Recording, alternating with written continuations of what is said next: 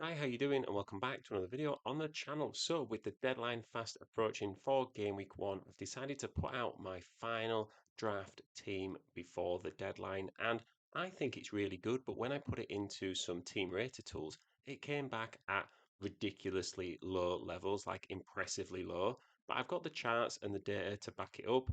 I'd be interested to hear your thoughts as well. Where any improvements you think could be made, not just oh, this player's rubbish, but who should I get in instead within my team structure? If you are new to the channel, please do subscribe. We've actually had about 100 new subscribers in the last 3 weeks alone, which for a small channel is amazing, and I'm really grateful for it. So if you can help us continue to grow, I'd really appreciate that. So let's take a look at the team. But before we do, go join the mini league. The code is on the screen right now and in the title of the video. Great to have as many of you as possible, and you can see how you do against me. So the team value is 99.5, and I do think that's not too bad. I think sometimes we do feel the pressure to spend all the transfer budget. And don't get me wrong, if there is a player that you want that you can afford, don't just hold money back for the sake of it. But having, 500,000 to 1 million in the bank is good for flexibility because, right now when we're looking at our teams, we've got so many different options we can get anyone in. After game week 1, it's locked and you've only got one free transfer. So having that bit of extra transfer budget to upgrade a player that maybe, you got wrong, because there'll be players who we get wrong in all our teams, is just a bit helpful. Now, when we look at the team rating, when I put this into Fantasy Football Hub, it came out at 83%, which is the lowest rating I've had for any team in forever, I think. But let's take a look at the team and see what you think. So, in goal, I've gone for Jordan Pickford. Now, there's nothing outrageous there, I don't think. He's a really good goalkeeper. He's scored consistently highly in the last few seasons in FPL, was actually the highest scoring keeper last season. A little bit on the expensive side, but you get what you pay for. Now, on the bench, I have made a change. I've gone for Dubravka. He's signed for Burnley and he's going to be their number one keeper. He's 4 million. So, really, I think you want your bench goalkeeper to be 4 million anyway. But if you can find one that is playing, it doesn't really matter who he's playing for because he's barely going to get on the pitch for you anyway. And if he does, you know you're going to get at least 1 or 2 points. So when we look at the chart here, I do think if you're selecting anyone from this area is absolutely fine. Now, one of these four goalkeepers is just a set and forget.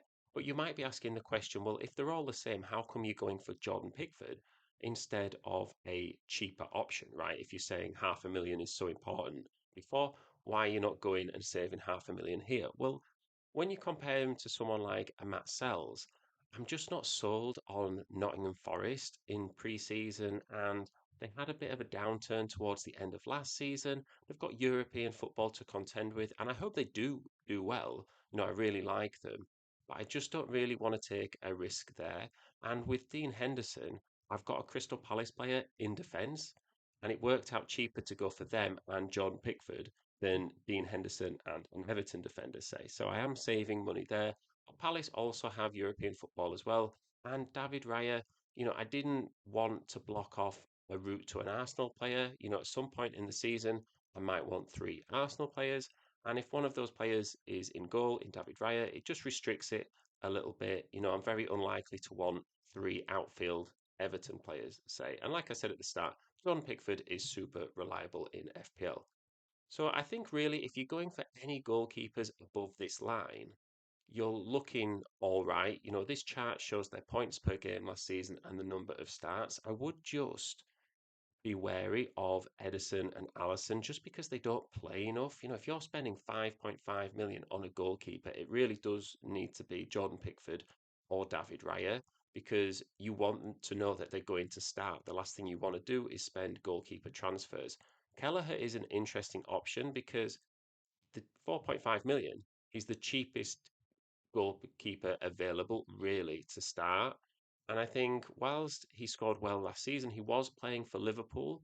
Now he's playing for Brentford. His stats are definitely going to go up, but his points per game will likely go down as well. So by all means, get him in and combine him with a Dubravka, say, and spend 8.5 million on your goalkeepers. That's great, but just tailor your expectations. I think the only goalkeeper below this line that I would go for is probably Aaron Ramsdale. He's likely to start for Newcastle, but then have you got that rotation headache between him and Nick Pope that you just want to avoid? And Robert Sanchez is a really interesting pick, really popular pick in FPL right now as well. I would just stay away from him based on the same reasons I'm not going for David Raya, in the sense that I think you're likely to want three Chelsea options outfield in your team this season. Let's say you've probably got Cole Palmer already. You might want a João Pedro, Caicedo, Enzo Fernandez, Cucurella. You might want three of those. Well, if you've got Robert Sanchez in, you can only have two.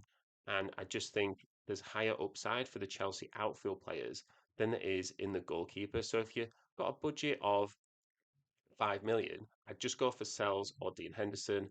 And then if you've got a budget of 5.5, I'd go for Pickford or Raya. So in defence, nothing really has changed since the previous draft. Now, I'm aware I might be a little bit tunnel visioned with Wan-Bissaka and Mark Gahey. I do think they're really good options, and at 4.5 million, pound for pound, they're the best ones in my opinion. Now, when we take a look at this chart with points per million, so this shows their points that they scored last season against their prices that they are this season. So if they were to replicate that performance from last season, how would they fare in terms of value? How much money are you getting per million spent on a player? Well, anyone in this section here is doing really well. They're starting most of the games, if not all the games, and they're the best value for their price point as a defender. Now, we can see Mark Gahey and Wan-Bissaka are at the top here, so they're the best value defenders. Now, this doesn't take into account, defensive actions, because I've done previous videos on that as well. So if you want to go check out all my pre-season videos, go check the link. It will be in the description. And I think I've taken that into account. So Mark Cucurella is also just sneaking in to this circle conveniently, but I do think it's between him and Van Dijk for a 6 million defender. So I would stay away from the Liverpool ones. I would stay away from the Man City ones. Arsenal at a push. But I just think whilst Cucurella lacks the defensive actions, that Van Dijk has, I'm not convinced Van Dijk is going to have the opportunity to have loads of defensive opportunities anyway, because he's playing for Liverpool, who, keep the ball and will have more possession. If you're looking for defensive actions, you really want to go for those mid-table teams who have to defend, and the other team will have the ball. And so I don't really feel like Mark Cucurella is missing out too much there, but he does have a much greater attacking threat than someone like a Van Dijk. I do think Van Dijk's attacking threat, from what I've been listening to and what people have been saying, his attacking threat, I feel, is really overrated. Like, he doesn't get a lot of attacking returns in a season, and Cucurella towards the end of last season was doing really well from an attacking point of view. So he's my premium defender, if you will. Now, the one player I'm looking to have a discussion on maybe is Totti Gomez, who sits here. So he plays a good amount of games, but he's not the best defender. I just don't really see anyone else at 4.5 million that stands out to me. People have said Van der Ven. I think, do I really want a Spurs defender? When I could have a Wolves defender, it's just like for like, and I prefer Wolves' fixtures and performances. I could go for Diogo Dalot from Man United, but then I just want to see how they settle in, and they don't have the easiest fixtures to start the season. So if you've got any options, any ideas, let me know. But at the moment, I'm fairly settled on Totti Gomez. A little bit of a random pick, I understand. But I just think Wolves will have enough defending to do that. He will get those defensive actions. And I don't really want to spend my extra 500,000 on upgrading to a 5 million defender, because Totti Gomez is on the bench and he probably will be on the bench most weeks. So in which case, I don't really want to spend an extra 500,000 to get in a more expensive defender and then have to bench one of them that I think he's going to do well, when that 500,000 could be used for future transfers. So into midfield, and we have had a couple of changes here. So I've brought in Mo Salah and I've brought in Semenyo, and I think Semenyo is possibly the most overlooked player in FPL right now. He's so good, and I think people are looking at that first game, Liverpool away, and just forgetting him and just thinking he's not a good option. But you have to remember the season isn't going to be played in one game week. It's going to be played over 38 game weeks. And the chances are, like I said a bit earlier, you've got all these options now. You lock your team in, and then all of a sudden you're stuck with them. And you can't wildcard every week. So you want to just extend your horizons beyond game week one. Look to the first 6 to 10 game weeks and look at the fixtures there. Don't put so much pressure on game week one because also Semenyo can still score against Liverpool. They've just conceded two against Crystal Palace. It's not impossible that he gets an attacking return. Now, when we look at the chart here, so this shows points per game last season against number of starts, and my midfielders sit here.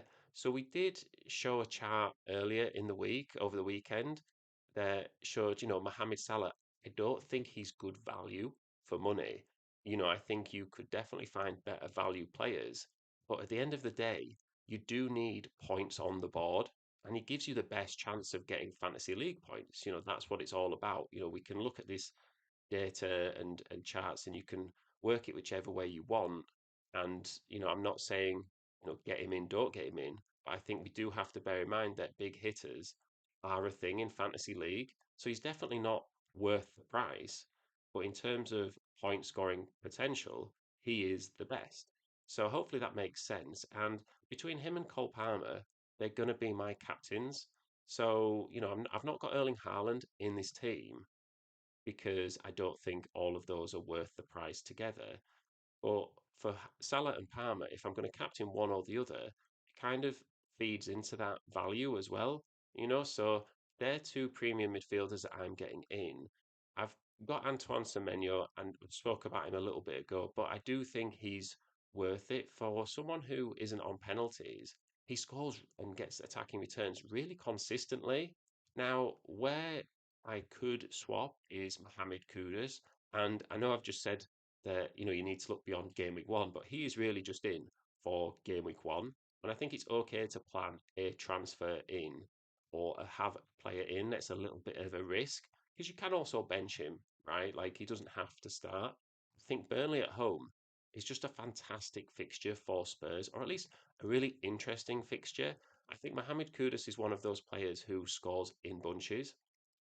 He could get a couple of returns against Burnley and then not get anything for 10 weeks.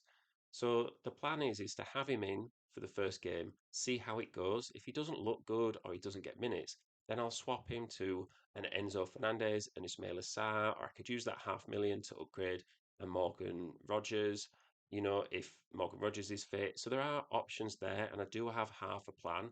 And like I say, that's okay. What you don't want to do is plan in transfers for the first 4 weeks because you'll get injuries and suspensions maybe or rotation issues and everyone will start panicking and you'll want to swap your players. So just, you know, have a bit of flexibility with it. But I do think he's someone that is my sort of risky pick. And then I've got Omar Mamouche and I like him. I think he's really sort of being underrated in the sense of FPL potential. A lot of people are kind of talking about Florian Wirtz over him, and it's easy comparison because they're the same price. But for me, Omar Marmoush has done half a season in the Premier League, and we know how he can match the physicality of it. And not only has he got, some point potential for ticking over, he's got big scoring potential as well. He scored a hat trick in the Premier League, and that's something I just don't see Verts doing. Sometimes we get distracted by the new shiny player coming into the Premier League and we think they're going to be amazing. But these players are coming across from another country and they're moving their whole lives and they've got to settle into a new city, a new environment. It's not even just about the football and the style of play. So I do think Omar Mamouche is a less risky option than Verts, 100%. And I don't even see the rotation issue at all. I think he's such a good player. He'll either play alongside Haaland or just behind and he'll get you those attacking returns. He only had half a season's worth of data last year, and of course, his points per game could reduce as the sample size grows. But any of these players could perform worse than expected, right? We don't actually know. We're just trying to make our best guesses. And I think in terms of risk, he's actually the better option. So up front is possibly where my team rating drops down a little bit. I want you to hear me out with it. Now, we've gone for Jimenez, Welbeck, and Strand Larsen. And granted, there probably won't be many FPL teams having this three striker combination. When we look at the chart in terms of points per price, a bit like the defenders here. So this is their performances last season, their points against their prices this season. So if they would perform the same, who would be the best value? And we can see that Erling Haaland has dropped quite a lot here, and it would be the same for Mo Salah just because they're priced so highly. This doesn't take into account the fact that they can score a hat trick in any game, something that my three strikers I've selected here probably can't do, right? I'm not kidding myself thinking they're going to score 20 goals each in a season. I do think each one could finish in the top 10 of strikers for points scored for the year. Now, Strand Larsen, I don't think you could pay me to take him out of my team. He is an absolute lock. And Jimenez and Danny Welbeck, I am more open to getting in. I think Raul Jimenez and Welbeck, they've both had good, three seasons as a team, right? Fulham and Brighton, they've not made loads of squad changes. There's not been much upheaval. Even in Danny Welbeck's case, Brighton have sold João Pedro, so his stats are probably going to increase even more. And he scored reasonably well last season. I think, Brighton finished eighth. Nobody seems to be talking about them at all. They're a really solid team with not much change. They've brought in some good defenders as well, some better defenders, I would say. And up front and in midfield, they've stayed fairly consistent. Now, if you were to get in Erling Haaland, say, that's 14 million, and you have to fill the other two striker slots, right? Even if they're both on your bench. Well, that's a minimum of 4.5 million each. And we did a video on this, so go check that out. And feel free to pause this video at any point to, look at the charts. But Erling Haaland and two cheapest strikers would still come to 23 million spent. These three strikers here come to 19.5. So I'm saving money and to invest in the midfield to go for those more expensive midfielders. And all of these strikers are going to start for their teams. So I just think rather than Chris Wood, who dropped off towards the end of last season, and we've spoken about Nottingham Forest, maybe not being able to recreate that form. You've also got Isak. Well, he's not going to play for Newcastle in game week one, is he? And even if he goes to Liverpool, he's not going to start. He's not going to be ready in time. And then you've got maybe Johan Visser. Well, he's in the same situation with Brentford. So I just look at that and say, who would you get in instead that's worth the value? I know people talk about Ollie Watkins, but you know, that's maybe the next best option for me. I do like Evan Nielsen, and I think there is a world where I could upgrade Jimenez or Welbeck to Evan Nielsen. But in that case, I'd probably drop Semenyo to an Ismail Assar because I don't want two Bournemouth attackers or two players who play in the Bournemouth attack. So I think for me, that's pretty how I'm looking. So I'm interested to hear your striker thoughts as well. So overall, my strengths are you know what you're getting in the sense that all of these players are going to start every game. I know you could question Mark Marmouche, but other than that, I think you pretty much know that these players aren't just going to start game week one. They're going to start every game of the season, and that's so valuable because every week in FPL, people talk about is this player going to start? Is this player on the bench? And if you avoid that headache, it's just so much easier. Trust me. Um, from previous years' experience. And, maybe Kudus as well is my one sort of wildcard-ish player that I don't quite know what I'm getting from, but the rest are fairly consistent. I also have some star power as well. So we talk about Palmer and Salah. I'd maybe put Mamouche in that as well. The weaknesses are, of course, there's no Arsenal. So I took out Gyökeres and I took out Saka from my previous draft. Now, again, it kind of feeds into the strengths here in the sense that Gyökeres probably will do well. I always have to think, what if he doesn't? What if he doesn't do well? I've used that argument against Verts that he's coming over and, we assume he's just going to fit in and do awesome. And it doesn't quite work like that, especially with Arsenal's tricky fixtures to start the season. So I'm more than prepared to get him in after a while. But I think, again, why take the risk? early in the season. Just wait and see, because if he doesn't start game week one, he's the sort of player, a bit like Verts. If he doesn't do well, loads of people will panic sell him. It'll be all you'll see in FPL content creation is, sell Verts, sell Gyökeres, and his price will drop. And that'll then force me into feeling like I need to sell him as well in order to not lose value. And it just puts the pressure on. So I think just save yourself the headache. There is a potential for lack of big returns as well, in the sense that if Salah and Palmer don't score, have I got the players who are going to perform for me? And possibly not. Welbeck, Jimenez, Strand I could see 2 goals from those three most weeks, but none of them are going to score a hat trick anytime soon. So it is a potential weakness. And, according to the data, there's loads of potential weaknesses in this team. But like I said at the start, I actually like it. I think it's a really good, solid team. And, I'm not doing it for clicks or anything like that or views. I genuinely am going to use this team as it stands at the start of game week one. So it'd be great to hear your thoughts. Be great if you could subscribe and support the channel. Go join the mini league and also go check out my previous videos as well. If you're just sort of seeing this video and you're still here at this point of it, and you're just getting into FPL, I've got a load of videos in pre-season just like this one that will help you with your team selection. So thank you very much for listening, and I will see you in the next one.